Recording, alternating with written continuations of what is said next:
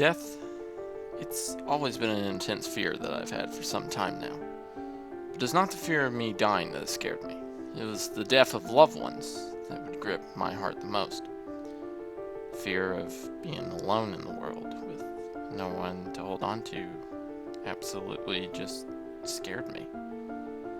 But I have learned from that fear that sometimes you can let things in, evil things, unlike anything that the human mind can comprehend. It's better if I explain it from the start. My name is Chase Mosley. I have been blessed with an extremely caring and loving family. I'm just your average 18-year-old who is about to finish up my senior year of high school. I live with my mother and my young 7-year-old sister named Betty. I never really knew my father well. While my mother was giving birth to me, my father was driving to the hospital, but died due to a complication of wet roads and a drunk driver. My mother was devastated, but she was happy at least that I was fine. Growing up without a dad isn't easy, but I've always managed to get really close to my grandfather Jasper Mosley. He was the closest thing I had to a father figure in my younger years. The day he was in the hospital was one of the saddest days in my life. I just remember hearing his heart monitor stop as he just stopped breathing and the doctors confirmed him dead. I had never really cried so hard in my life. Thankfully, though, my younger sister and my mother was there to comfort me. I'm glad that my family is supportive of me during hard times, but that day changed me, and it will always make me regret the changes that have occurred, especially now. You see, after my grandfather's death, it's when I had a growing fear of losing my loved ones. My nightmare started on a cool fall day. While on my way to school, I saw a guy standing in a reflection of a store window across the street, but no one seemed to acknowledge him. Plus, when I looked at where he was supposed to be standing, he wasn't there. He also had this weird vibe to him.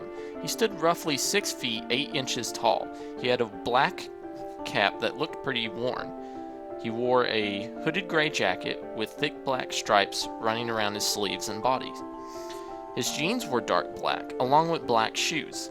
He sported a black-haired goatee. His arms were crossed behind his back and his cap visor covering his face. I only managed to see his mouth slowly curve into a twisted smile as he chuckled. I didn't know what the hell to think. I rubbed my eyes and looked back to the window, but he was gone. My thoughts raced. He wasn't one of my friends from school, nor anyone I could recognize, but I was running late at the time, so I just brushed it off.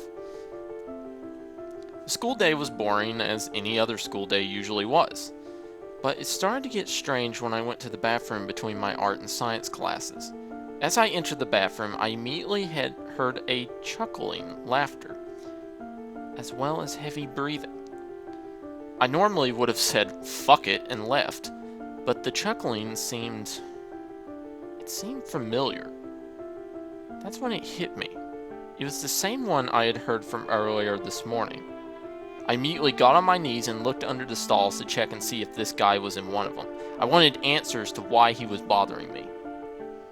I didn't see any feet under the stalls and started bashing stall doors open. The more stall doors that I opened both angered me and had me believe that this bastard was in the final stall. I slowly got up to the final stall and grabbed the handle. "Gotcha!" I yelled as I opened the door, waiting to see this prick standing on the toilet. But, to my disbelief, the stall was empty. That's impossible. I know he's in here. I heard him, I told myself, not wanting to believe he somehow got away or if I was crazy. I walked to the sink and looked at myself in the mirror. I checked my eyes to see if they were bloodshot. No, I look fine, I reassured myself. Turned on the faucet and filled my hands with warm water, splashing my face and wiping it off with my jacket sleeve. As I looked up, I saw the man from earlier, but this time he was standing behind me, looking into the mirror over my shoulder. Only He wasn't a man. He looked dead. No, not even dead. I don't know what to really think.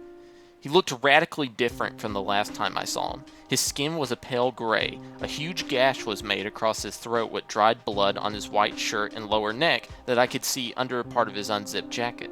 His teeth were pointed, like something you would expect from a monster movie. But what creeped me out the most was his eyes. Those cold, dead eyes. The white parts were black. The colored part was a dull gray, but his pupils were a misty white, the kind of eyes you would see a blind person with cataracts have. And he had a dark black mist pouring out of his mouth and the gash from his throat. My eyes widened as this thing stood behind me, looking back into my reflection. I had so many thoughts racing through my head, but I jumped on instincts. I immediately turned around and swung behind me, expecting to bop whatever the hell this thing was in the face. But as my fist swung through the air, it didn't hit anything, and I slipped on the wet floor, landing hard on my chest. I had the air knocked out of me at first, but gained my composure and immediately rolled on my back and looked up at the mirror. I saw this creature, this thing, looking down at me in the mirror. Those damn eyes looking down, freezing my heart with absolute terror. He slowly raised his fingerless, gloved hands, but instead of normal fingers, there were disturbingly elongated fingers that looked as sharp as razor blades. He kept smiling that evil smile at me as he pressed a razor-like finger to his decayed lips and pushed out a sound. It sounds terribly horrid, as if different voices spoke at once. As he did so, a black mist pushed out between his fangs. I leaped up and ran to the door. I didn't see him or his breath, but I could smell it. It was so clear, as if his breath, it smelled like sulfur and death. I ran to the principal's office to explain what happened. Principal Smith allowed me some time off from school to relieve my sudden stress, and even talked to my mother, saying I should probably see psychiatric help. My mother disagreed, saying that I was just stressed with upcoming graduation in a few months. The car ride home with my mother was long and silent. My mother tried to ask me what was wrong, but I didn't tell her. Not that I didn't want to talk to my mother, but how could I explain to her what I saw? It would be impossible to try and explain what is going on. I started to become paranoid. I could hear this thing chuckling in my ears. I would have raised my head to see if my mother could hear it, but I didn't want to look in the rearview mirror of my mother's car or the windows, worried that I would see his reflection. Once we got home, my sister was back from elementary school. Like any sister her age, excited to see her big brother was home, she ran up and hugged me. A smile, a small one, formed on my face, and I hugged her, picking her up and twirling her around. Her laughter always seems to make me smile. After putting down my sister, I patted her head and headed upstairs to my room. I just wanted to go to bed and wish the day was over with. Maybe I was being a bit too stressed over graduation. I don't know. I walked down the long hallway. Everything was normal. Until I saw its reflection out of the corner of my eye. I thought, no, not now, not here. Then I heard it, that sinister laugh. I slowly turned to a picture of me and my family, and in the reflection were those eyes and that mouth, slowly developing into a sinister and evil grin. I swear that I could hear his jawbones cracking as his smile widened. I panicked and ran down the hall, trying to head to the safety of my room. It doesn't take but 10 seconds to get to my room. But my room just seemed to be drifting farther and farther away from me. A black mist forming around me. It had the weight of sludge, and it was starting to get harder to breathe. All I could hear was hissing sounds of that thing's breathing.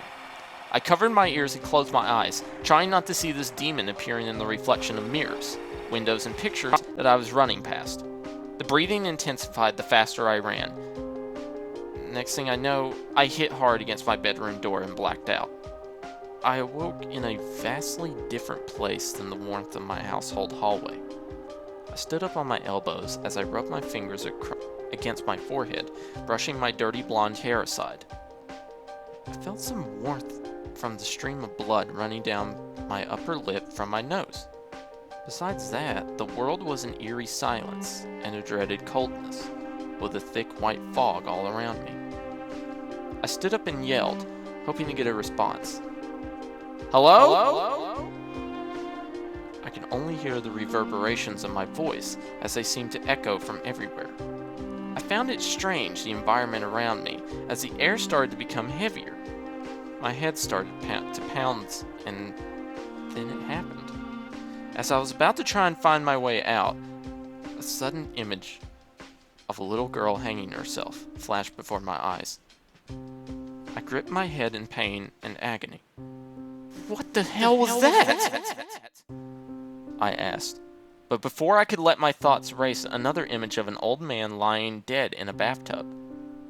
Its water the color of blood and a razor beside him. His wrists slit deeply. I fell to my knees vomiting as the pain and sound of multiple screams pierced my ears and continued to do so, after each new image appeared. The images flashed for seconds, but they seemed to linger in my mind for what seemed like a full minute. I was bombarded by images of people committing suicide, from shooting themselves, hanging, slit throats, overdoses, mutilations, and people of all genders, races, and ages dying. I felt sick and was softly crying when I began to beg for the images to stop. Please stop. Stop. Please, for the love of God, just stop. Please. Just like that, the images stopped, and the eerie silence of the dark void once again fell on me like a ton of bricks. All that I could hear was the sounds of me gently crying. But just then, I heard him. His breathing followed by chuckling, growling. More and more it grew. I stood up, looking around me, trying to pinpoint the source of the sounds. Where are you? As I shouted, a sharp coldness clutched the back of my neck. As I turned around, his evil grin and face was just inches away from me. His jaw unhinged, and a black mist sprayed my face, making me gag.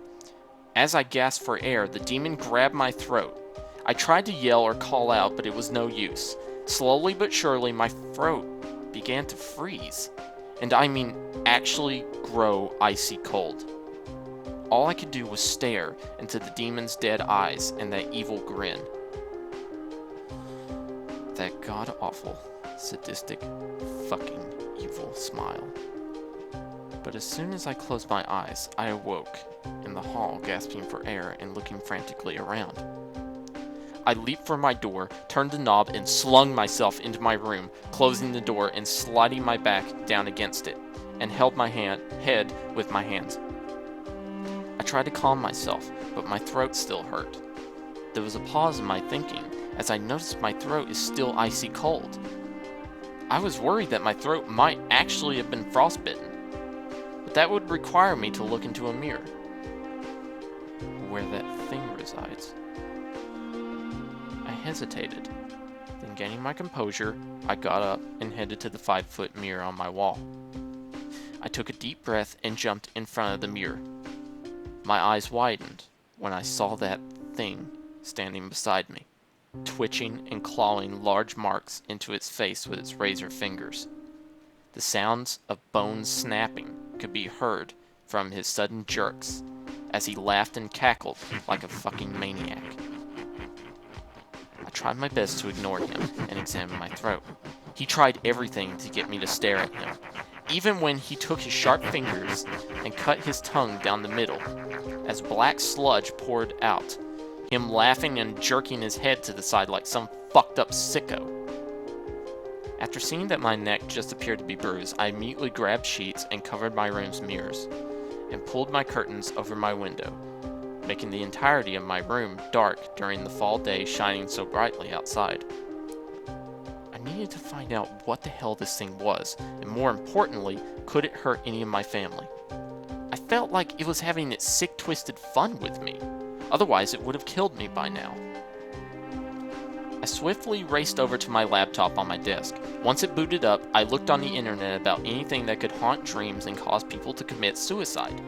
The first few sites didn't show anything. But there was one site that I looked at. It was a historic site that held documents and urban legends from as far back as the Middle Ages. I shifted through what must have been hours of text, and I finally noticed something that sounded similar to my situation. It was written by a priest from the 15th century, but it stated that there was a story of a demon that was caged in the ring of hell for lust, only it didn't lust for sex, money, drugs, greed, or power. It lusted for the death of others by slowly driving them insane and targeting their individual family members, killing them off one by one through suicide or accidents. It mentions the demon as the Taker. It was apparently so evil that even the devil himself couldn't hold the Taker inside hell for too long. So he unleashed it onto the human world to satisfy its lustful urges. Once the Taker kills its victims through suicide, it will take the identity of its latest victim. It only reveals itself to victims when the victim has an intense fear of losing loved ones. This is how you would welcome it in. There were excerpts below gotten from police and mental hospital records on the demon's supposed victims. I saw the same victims when I was knocked out. Every single picture I had seen in that void. That's what he has done. He has taken the identity of all these people over the ages. I even tried to find out ways of how to get rid of this thing. I found only one way to rid me and my family of this thing. It said that I would need to kill myself unless I was to sit and suffer. I paused and leaned back in my chair, staring at my screen for the longest time, trying to comprehend what I just read. Kill myself? I asked. No. That's not right. There has to be a better way to defeat this thing. If I killed myself, then how would my family handle that? I refused to let the notion sink in any more into my brain. I would need to figure out how to beat this thing, in the morning at least, after I went to bed. I needed the rest anyway. That night, I tossed and turned in my sleep. I had a nightmare. I saw more twisted and contorted bodies. Also saw my little sister. She was playing with her blocks, but as she saw me, her smile widened and widened. Then her eyes changed to gray as she asked, "What's wrong, big brother?" "Won't you protect me from the big bad monster?" Immediately afterwards, I saw the Taker out of the corner of my eyesight. As I turned, he swiped my face with his razor claws. I woke up in a cold sweat, in the security of my bed. My hands were shaking and I held my face, trying to hold back the tears of what I just saw. But then I felt a burning sensation on my left cheek. I slowly raised my hand and looked down on the blood on my fingertips. "God, please," I murmured under my breath. Then I heard a crackling noise, like the sound of something being carved into my ceiling. My fears were confirmed when pieces of my ceiling began to fall onto the covers in front of my eyes. I didn't want to look up, but I knew I had to, just to justify my concerns. I slowly raised my head and eyes up to my ceiling. My eyes focused to the carved letters supported by the light of the full moon outside my window. The words said, "No God, only the taken." My eyes widened in intense terror when the taker slowly pushed his way through the words, his white pupils piercing the darkness and staring straight into my soul. I tried to run, but the fear gripped me. Sweat ran down every part of my body as my heart rate increased. The taker pushed one of his hands out and reached it towards me. His hands were almost like they were frostbitten, still elongated and razor sharp, and I swear they even looked iced over. The taker never broke eye contact with me. His eyes still latched onto mine, and his smile still disturbing and chilling as ever. Suddenly, before I knew it, he lunged at me. I awoke yet again, puzzled where the taker was. And that's when I realized it was another dream. A nightmare within a nightmare? I cried yet again, trying to compose myself, and if this nightmare would ever truly end. Just then, I heard a crash coming from the bathroom down the hall. I could see the light from the bathroom, lighting out a part of the darkened hall. I grabbed my black and white striped jacket and my pants and rushed to the bathroom and stood in the doorway. I saw my sister Betty standing in front of me. In her little hands, facing me, was a steak knife from the kitchen. She gently raised her head up to me, her eyes streaming tears. I could only stand and watch in horror, stunned. "Betty, what are you doing?" I yelled. She looks up at me. That's when she raised the knife to her little throat, her hands trembling. I moved my hand outwards to her, but it was too late. She jammed the knife deeply into her throat. I could tell she was in intense pain, blood pouring out of the gash in her neck, and her trying to cry out. I covered my mouth with my hands as tears rolled down my flushed cheeks. As I turned to try and look away, I saw it. The taker in the mirror, holding my sister's hand with the knife as he forced the knife in and out of her throat. His head was sickly tilted at me, smiling and chuckling as his dead eyes narrowed. She was his puppet, wanting to get away to the protection of her big brother, but unable to. I was shocked, but soon enough that shock changed to anger. Enraged, I picked up a decorative vase in the bathroom and tossed it at the mirror. The glass shattered, and the eyes of the taker filling every shattered piece of the glass. His laughter intensified before shattering, then the laugh stopped. My sister dropped to the floor. I slid to her side, grabbed the towel off the rack, and covered her throat. She gripped my jacket as I tried to calm her and stop the flow of blood. I begged her to hold on and not to leave me. She looked up into my eyes, and then she died.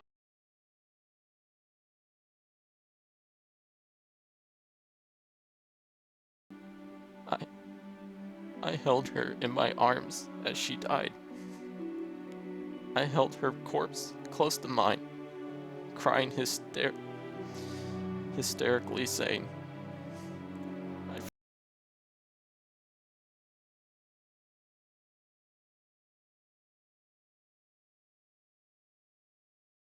I heard the noise and turned the corner.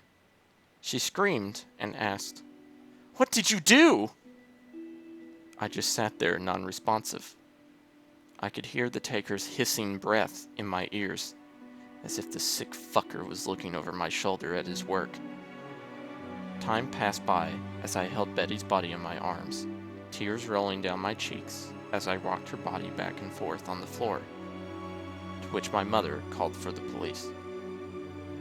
That is where the story ends. Well, for me at least. I now reside at St. Mary's Mental Asylum. My mother would always drop by to visit, but just yesterday she stuck a gun in her mouth and blew her brains out. At least, that's what the take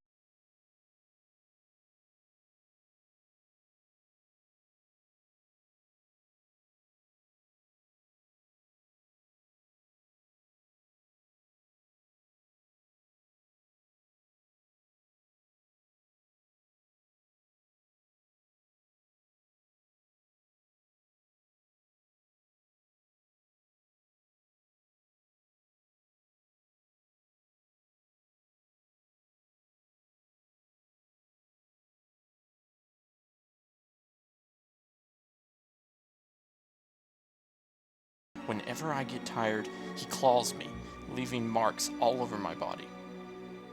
I know the doctors think I'm fucking crazy, but I'm not crazy. He just started to crawl out of the mirror. I can now see my room is filling with that black mist.